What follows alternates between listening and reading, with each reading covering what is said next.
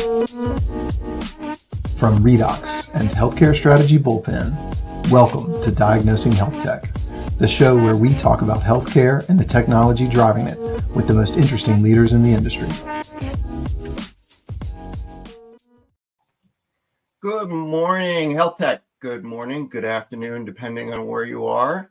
I am coming to you from beautiful Connecticut, about 45 minutes outside of New York City. I'm Jeff Englander. I'm the founder and principal of Healthcare Strategy Bullpen, and I am the host of Diagnosing Healthtech. I want to welcome my co-host, Elizabeth Oho, who is a senior product marketing manager at Redox, who's coming to us from beautiful Atlanta. Good morning, Elizabeth.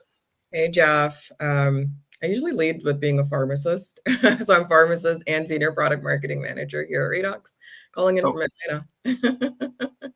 Sorry about that. Well, welcome. Well, this morning, we'd like to get right to our interview. We'd like to welcome Gary Cao. Gary is the former VP of Enterprise Data and Analytics at Akron's Children's Hospital. Gary has a long career in data analytics. He's a 25 plus year career as a serial founder and cross-industry data analytics functions. So Gary, welcome. I understand you're coming to us from close to Akron and Cleveland. Yes, thank you, Jeff and Elizabeth, for inviting me here. I'm happy to be with this show, and I focus on data analytics across industries. But my recent experience was in healthcare provider. Also, I worked at healthcare distribution and healthcare insurance. That's great. So Gary, when we were talking about the show, you mentioned a couple of what you felt were key drivers to success. And, one that I thought was particularly interesting, but if you could talk about all three, but in particular, you were talking about aligning yourself as a data analytics leader with business leaders who have P&L responsibilities. Can you elaborate on those drivers of success? Yes, thank you, Jeff. I have spent 26 years in the data analytics function across industries. Started with utilities, financial banking, healthcare insurance, healthcare distribution, marketing, credit bureau, consumer lending, and retail and e-commerce. Now, most recently, healthcare provider, hospital systems. So I've seen this show for some time, this journey for some time. Seems like some patterns has emerged. So three major drivers for any organization, in my mind, in any industry, to make any significant impact or reach to a state which is more effective, would require three factors. First is the CEO and the board of directors. They have to be fully committed. They have to be vocal and visible advocates for this strategic priority, alongside with budget, organization structure, and all those kind of things. The second factor is profit and loss owners. Basically, all the division president or business unit leaders, they have to hold themselves and also the data analytics leaders and teams accountable, meaning that they have some resources. They want to be in the game. They have to have some skin in the game and then invest into it, not only money, but also time. So let's say if you are successful, then I'll give you more resource and time and truly partner with you. If you're not successful within, let's say, 1 year or whatever time period you think is reasonable, then I will take my money back or investment back, and then I will readjust the strategy. So the third factor is really a relatively wider alliances between among different players. Data analytics certainly is one of the players, but the other key player would be CFO or the finance team. They have to really help us measure the baseline, estimate the effort of our the return ROI of our effort, and then after the fact, measure and track the ROI and keep going like a snowball effect. The other important party is operations team. They have to look at the operational excellence perspective and evaluate the workflow, potentially change behavior or change processes to truly implement the recommendations and insights discovered by data analytics teams. So we can identify opportunities, but then without operational leaders truly implemented, changing processes and changing behavior, then the opportunities are just opportunities. It's not delivered. Let me follow up a little bit on that. You mentioned, ROI and getting into the financial office. What are some of the steps that you would take or you would recommend other data analytics leaders take to help prove out the ROI, and what is absolutely necessary for those leaders to, help get to that ROI? Yes. The ROI certainly is one important piece of the puzzle. The most important thing is really to talk with the division presidents or the business unit leaders and say, what are your priorities for this year or for this quarter or for next few quarters? And then list them and then identify some pain points or their perceived obstacles. And then we can see which obstacles could be resolved or enabled by using data and analytics to help them make better decisions faster with higher confidence, right? With higher accuracy. So that identification of business use cases would be very important. With that, not only the business leader, but also the analytics team, plus the business leader's finance arm or a deputy in a room and say, okay, yeah, this is the goal, this is the KPI, this is the metric. We want to improve this from this current state to the future state. What are the major drivers? So it's like a fishbone approach, right? You have a top priority, and then what are the three drivers? And out of the three drivers, what are the three things you need to do? So then at least 1, 3, 9. And then you can say which ones are the lower hanging fruits using data analytics to enable you make better decisions. And what is the potential perceived value of make this move versus making that move? With that, you create a key project portfolio. You cannot be more than 3 projects per division, and you cannot be more than 3 divisions. So generally speaking, a portfolio of key projects should be at minimum 3, maximum 9. And then you have a team, and then you say, okay, which one to work on? Is that a data problem? Is that an analytics problem? Is that a execution problem? Then align the data analytics team with technology people, data people, and analysts and data scientists, project manager, and data governance all together. It's an integrated approach. And then work on it every 2 weeks. You will come back and say, okay, what is the progress? Always have frequent but incremental small piecemeal updates, and then get feedback early and very often, frequently. There's a saying that start small, think big, and then move fast, right? Scale fast. So that's exactly the approach. So in terms of the agile mentality and agile approach, that's why every 1 week or 2 weeks, you have to show some progress. Not the entire thing, but at least some small pieces. And then each month, you should show some visible progress. Each month, each quarter, you have to have some milestones. So what I see worked very well for the ROI articulation measurement is that the chief data analytics officer has direct access to all the division presidents and to the CEO on quarterly basis. And sometimes on quarterly basis, the CEO will introduce data analytics leader to the board of directors and say, okay, this is our strategic investment, and this is the progress each quarter for at least 15 minutes update to the board. That milestone in people's mind will give us a sense of motivation and time frame, and also give a sense of urgency and importance. So we'll put high priorities there. The resources already there, right? So each quarter we'll see that, and then after 2 or 3 quarters, you will actually see the result, because generally speaking, you have to reduce the scale of the project and then do something tangible. And then you can also measure the project's cost, for example, time, machine, data, and or material. And then you can see, based on finance leaders' estimation on baseline and the estimated benefit of the project portfolio, you can calculate the ROI for the portfolio of the project. And that is the example that I had in my previous organization at US Venture, which is a transportation consumable distribution company.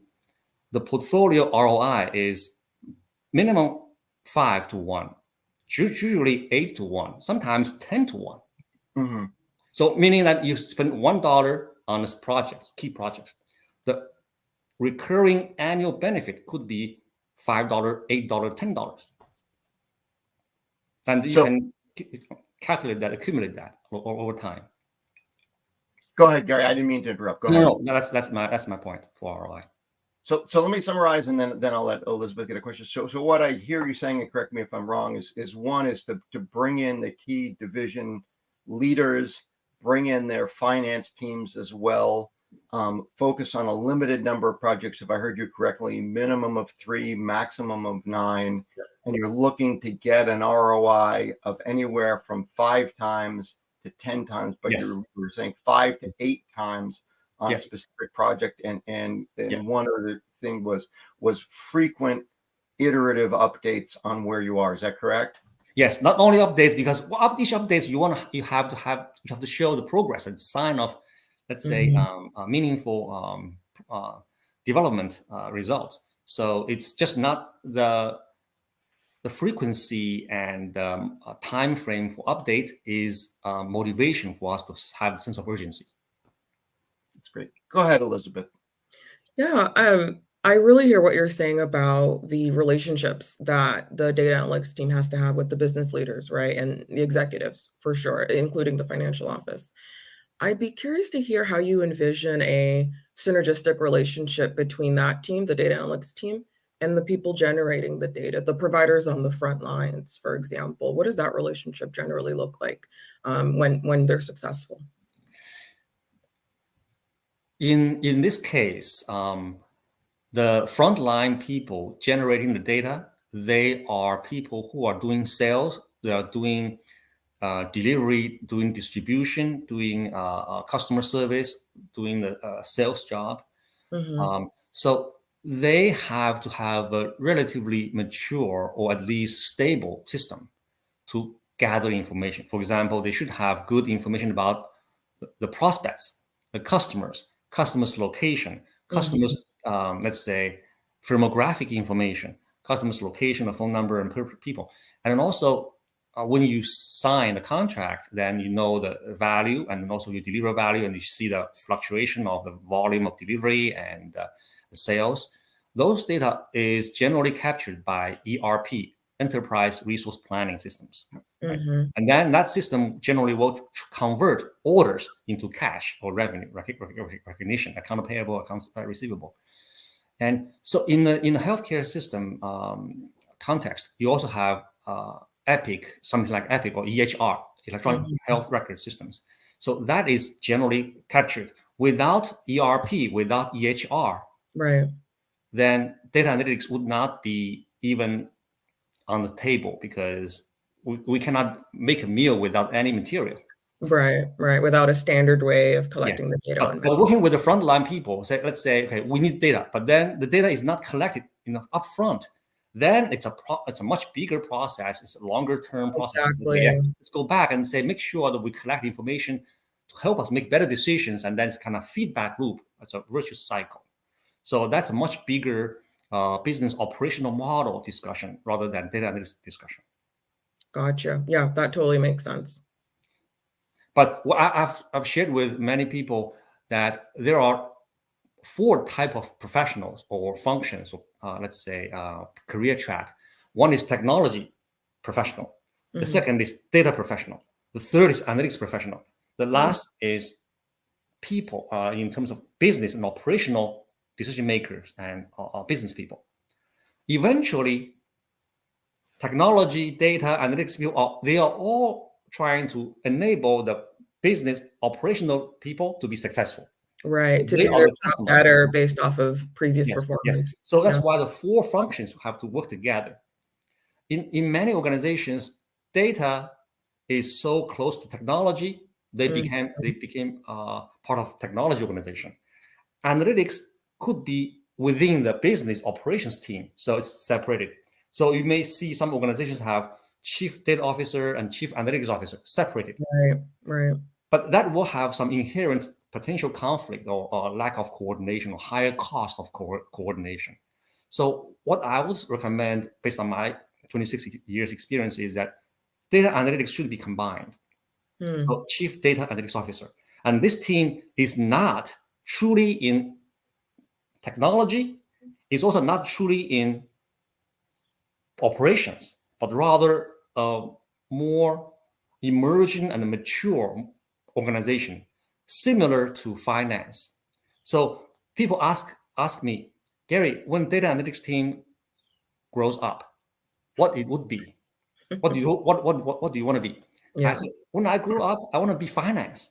The reason why I say that is CFO has a seat at the table with board, as well as with CEO. And CFO has corporate centralized functions like treasury, cost, accounting.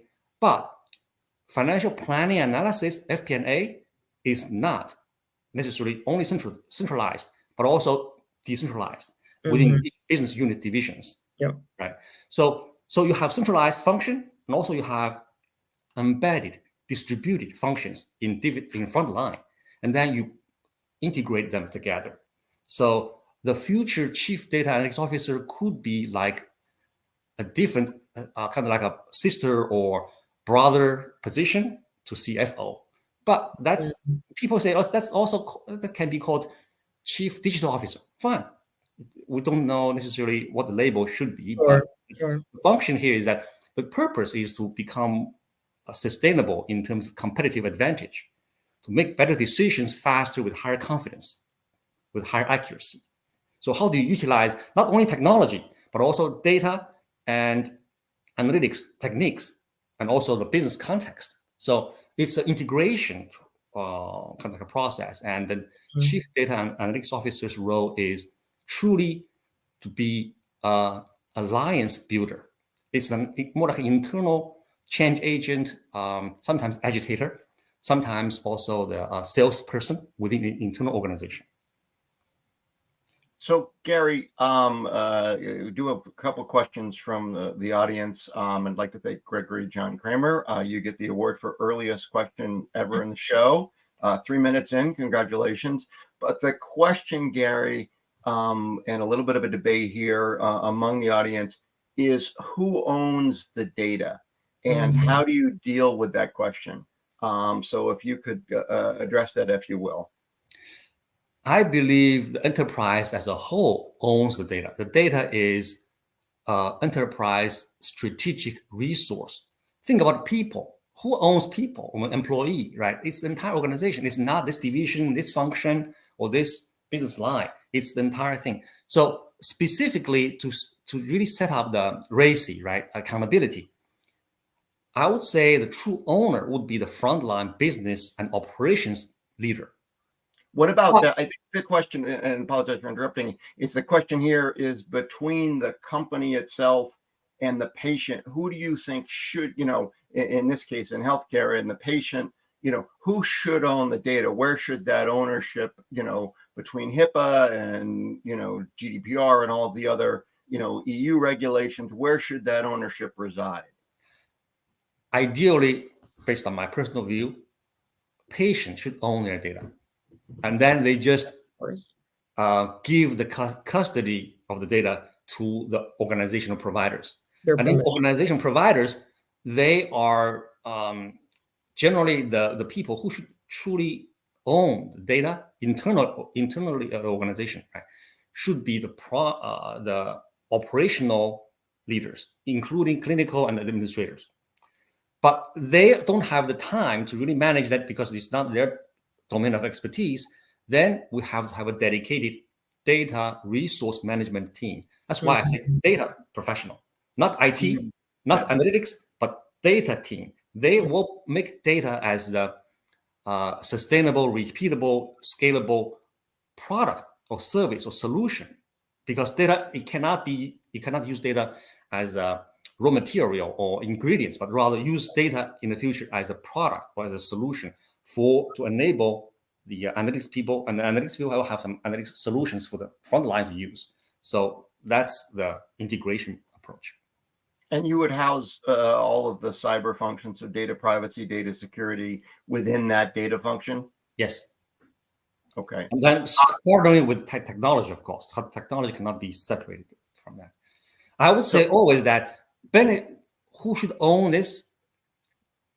The department, the people who would be successful, who would benefit the most if it's a success, who would suffer the most if it's a failure.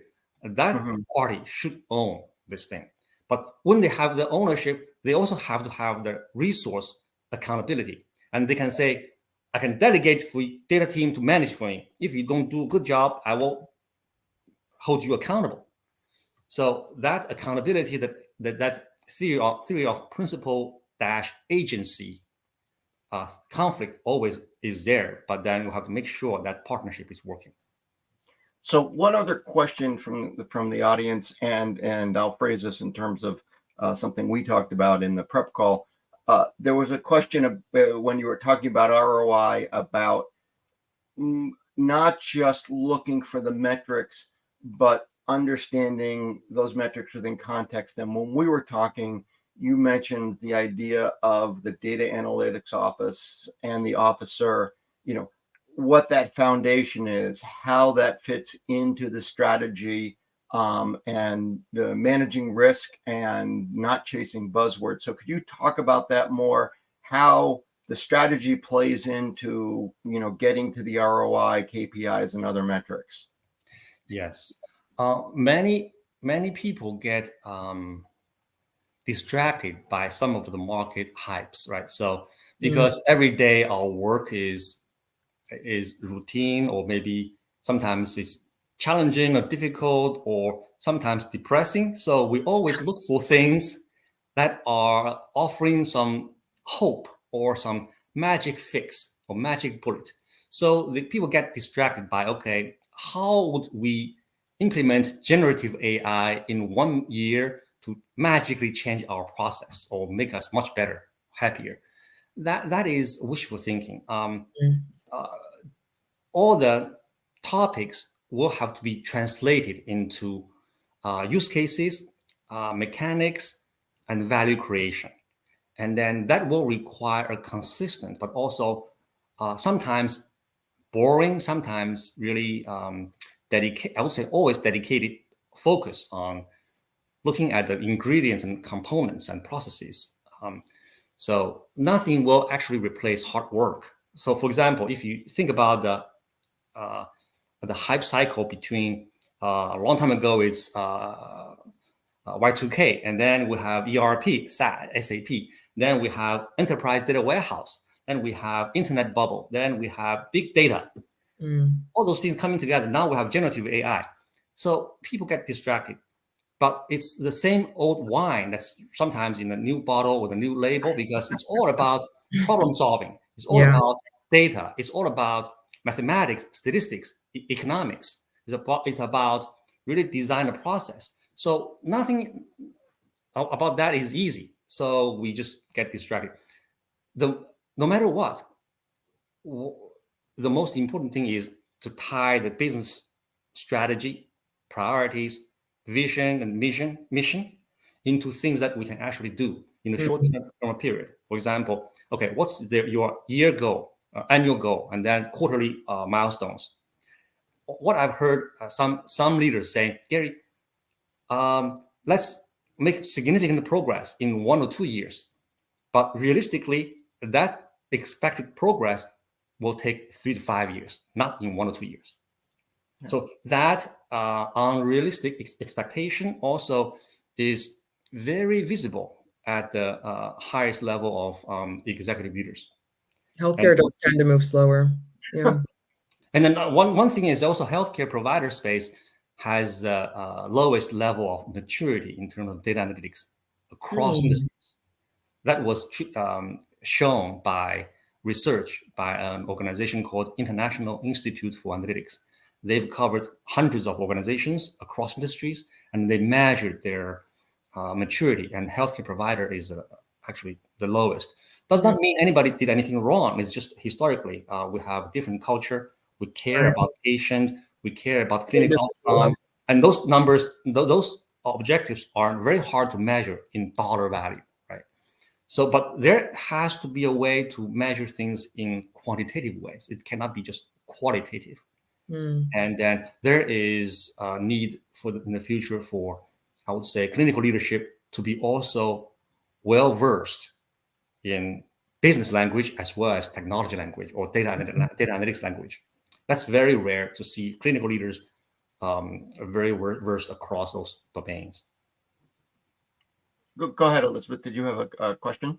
No. So Gary, to kind of, wrap up, are there any words of wisdom in addition to, what you've already said that you would impart to data analytics leaders? And you've talked about the drivers, you've talked about tying it to strategy. You have talked about the need to really impart the business vision and, work with clinicians and help them understand, the value of the data, where the data resides, how it works. Anything else that we haven't asked that we should? I would say it's a numbers game. What I mean is that if you look at number of organizations or number of executive business unit leaders, number of people, early adopters in terms of data analytics, new methodologies, it's always a big number, right? So I always believe 80-20 rule or maybe 90-10 rule. Focus on the 10% or 20% of the potential early adopters or early believers, work with them, ensure, make them successful. And then it would be easier for you to scale up the influence across the board. So we always have to narrow down people that we work with. You cannot please everybody. Right. It's not that you are rude to anybody, but rather you have to really accelerate the journey and maturity. So you have to focus on people who are open-minded, who are enthusiastic, who are equipped, who are passionate about these things. And then you work with them. And then that will also still take some time, and gradually don't lose hope on working with those people. And then those people will keep this journey going. Okay, that's wonderful, Gary. Gary, you really given some, very, thoughtful and, well-researched answers. We really appreciate your time and your approach. And, it's been wonderful to think about the value of the data analytics function and how to get ROI and how to really connect it to the business. So we thank you very much for your time and look forward to hopefully having you back at some point in time. Thank you, Jeff. Thank you, Elizabeth, for having me here. Thanks, Gary. So let me move from there into what we call our quick take section. In a quick take section, we're going to just talk about a couple of stories that have gotten a lot of press in the news. So a lot of people saw Costco opens a Sesame telehealth partnership. There are going to be $29 virtual visits for uninsured club members and those with high deductible health plans. There are also going to be in-person checkups and virtual consultations and mental health visits. I think this is another deeper dive into healthcare by a retail firm. It's further changing the landscape of the healthcare delivery system. And, it's going to put more pressure on some of the traditional players. Also, CMS noted they're going to get tougher on Medicare Advantage. Jonathan Blum promises. We are actually going to effort to get Jonathan on the show. The MA plans now cover about half of Medicare beneficiaries. There have been issues with care denials and so-called upcoding. CMS stated that they're going to crack down on some of the upcoding and denials. I think this is going to continue to play out as MA plans get more and more share. There's going to be more scrutiny of the plans, particularly what's called HCC codes and upcoding. In addition, a story about North Carolina Medicaid expanding. The expansion in North Carolina for Medicaid was tied to the passage of the budget. The budget has passed, so North Carolina will now expand Medicaid. So that means there will only be 10 states where Medicaid is not expanded. Expansion has been linked to gains in coverage, improvements in access and health, and also economic benefits for states and providers. In particular, the financial impact of states have had positive impacts, budget savings, revenue gains, and overall economic growth. I think what this really means for the states is the economic argument overall for expansion of Medicaid is going to win out over time over the philosophical argument of not expanding it over time, of course. There will be certain states, I think particularly Florida and Texas, where you may see this drag out. Revolutionizing healthcare, the role of artificial intelligence in clinical practice, an article in BMC. And it made the point, a really interesting article, made the point that AI is not just about automating tasks, but it's about developing technologies to enhance patient care. And a couple of major points. One is that you really need strong cybersecurity strategies to protect patient data and hospital operations. And you also have to establish AI algorithms in clinical decision making. And last but not least, a lot of stories, this one was in Stat, about chemotherapy shortages are already hurting smaller, vulnerable systems the most. Over a dozen chemotherapy drugs are in short supply, including cisplatin and carboplatin. There was a plant in India, because of quality concerns, that was shut down. It supplies about half the supply of these two particular drugs. Bigger systems have advantages, and they can hold more than one account with a wholesaler, which typically smaller providers can't. This gives them an advantage. They can also get the drugs directly from manufacturers. I think this puts smaller clinics, some of whom typically may have, or not typically, but who may have more oncologists in a difficult position, really a heart-wrenching position. And I think, it shows the fragility of the U.S. drug distribution system. With that, let's move into our two discussion articles. So Elizabeth, Common Spirit laid off 2,000 people. They reported $1.5 billion approximately operating loss. Any thoughts on that? I mean, that's huge, right? One of the largest providers, I think, in the Midwest, Common Spirit. And you hate to see layoffs in this time. I will make note, it looks like the layoffs that were affected were for ancillary staff rather than providers and clinicians, which totally makes sense. With their current patient volumes, they're saying that they're getting back to pre-COVID levels, maybe even higher than that. It's understandable that they literally cannot lose any providers on the front lines. What I find interesting, though, is that they cited two different reasons, right, that they had to do these layoffs or this shortfall, right? They said rising labor costs as well as lower reimbursement rates from payers. That's a whole can of worms. But when I looked at their labor costs, they were citing 2.5% raises for their full-time staff, and they only just admitted to cutting back on expensive contractors. These travel nurses and other providers that are used during staff shortages, but also oftentimes when health systems want to avoid giving raises or bonuses to their actual full-time staff. And these travel providers are earning, 3 to 5 times the normal rate of a full-time employee. Why are they only now cutting back on these really expensive contractors and maybe not focusing on their own in-house providers? I mean, it just doesn't add up as far as I'm concerned. Well, I think that the 2.5% wasn't just about raises. I think that they were talking about the 2.5% being the year-over-year pace of the raises. So what I garnered from that was that the pace of the raises has slowed down a little bit from what it had been earlier in the year for the contract labor, and I think part of what's happened also is they've had lower acuity volume.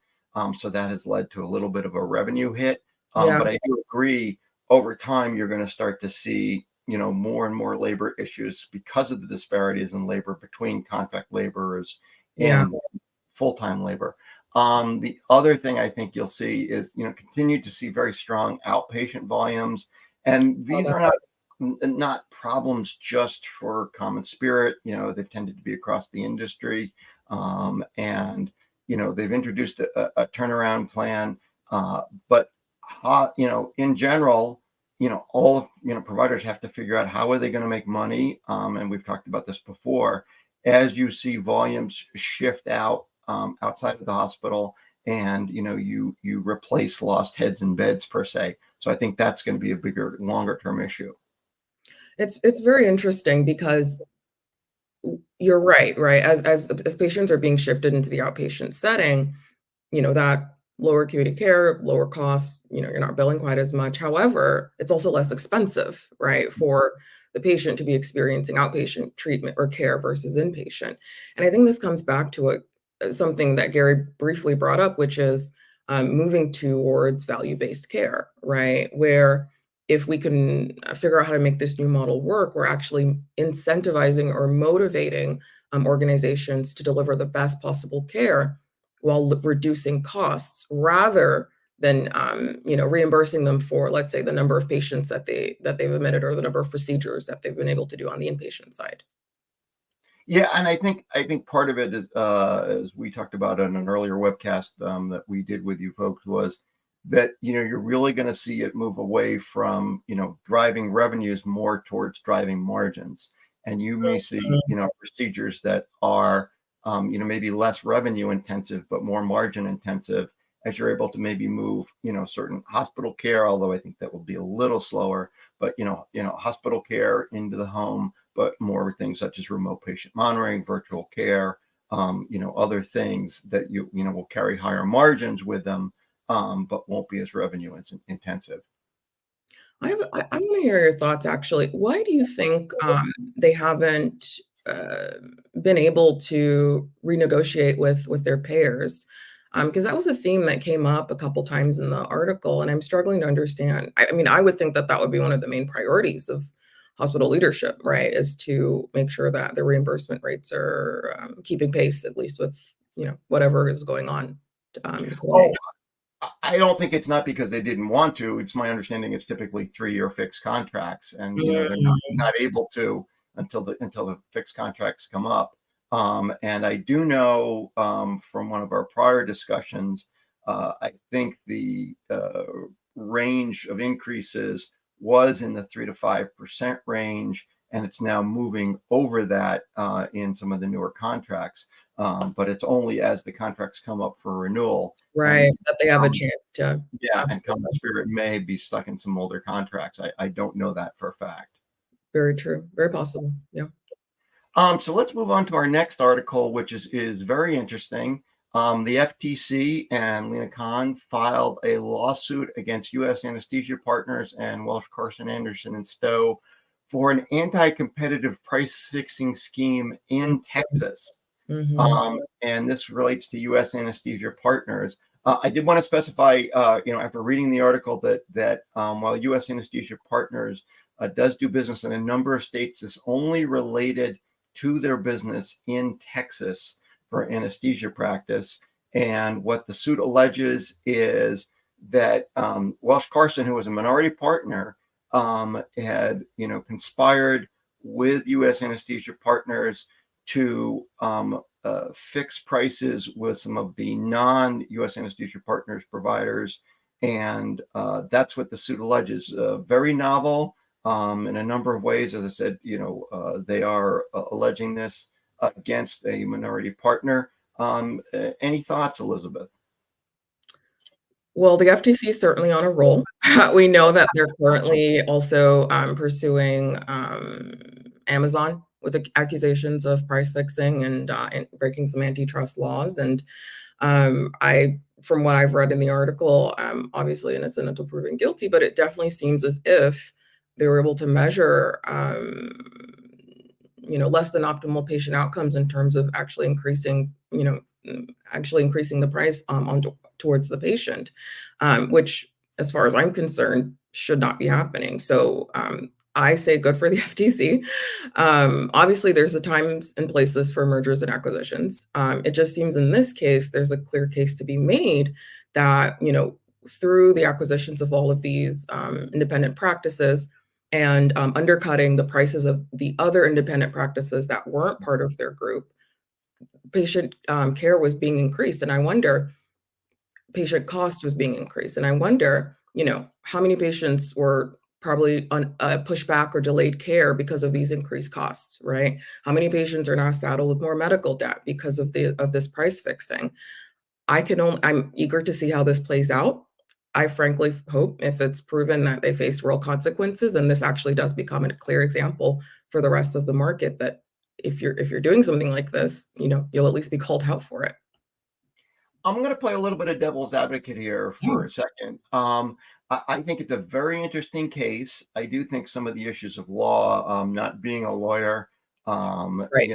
are very interesting. One is, as I said, it's a minority partner, and I do think that, Lena Khan, who, cut her teeth at Yale on some new and interesting theories, a number of which she's starting to test against Amazon, is willing to test some new theories. And also, it does appear, my understanding is under the Obama administration, they didn't want to bring a case unless they were sure they were going to win. It does appear that the Biden administration is a little more comfortable with bringing some cases where they're not completely sure they're going to win. And I do think that may add to pressure on some of the PE companies, as the administration maybe looks to use moral suasion to influence the amount of PE investment, or the nature, rather, not so much the amount, but the nature of PE investment in healthcare.